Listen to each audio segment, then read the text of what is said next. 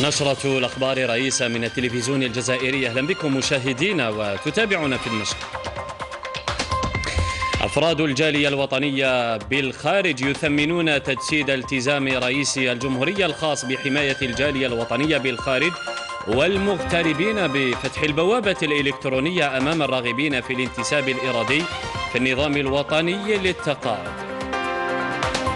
تفاصيل النشرة في البداية. وتجسيدا لالتزام رئيس الجمهورية السيد عبد المجيد تبون 51 والمتعلق بحماية الجالية الوطنية بالخارج والمغتربين وترقية مشاركتهم في التجديد الوطني، تعلم وزارة العمل والتشغيل والضمان الاجتماعي أعضاء الجالية الوطنية بالخارج الراغبين بالانتساب الإرادي في النظام الوطني للتقاعد أنه تم تخصيص بوابة إلكترونية خاصة بذلك ابتداء من 6 مارس الجاري، وذلك على الرابط الظاهر أسفل الشاشة.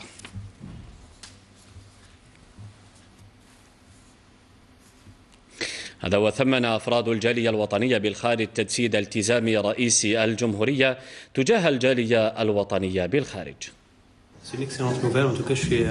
هي مبادرة جيدة بالنسبة لنا. نشكر السلطات التي فكرت في وضع هذا النظام لصالحنا ولمستقبلنا كمغتربين.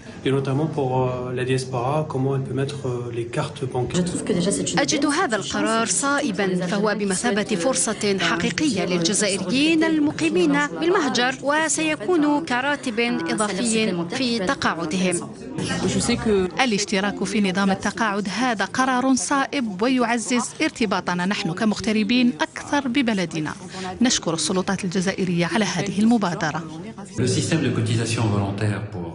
نظام الاشتراك التطوعي في الجزائر للحصول على التقاعد هي مبادرة جيدة تصب في صالح الجزائريين في المهجر.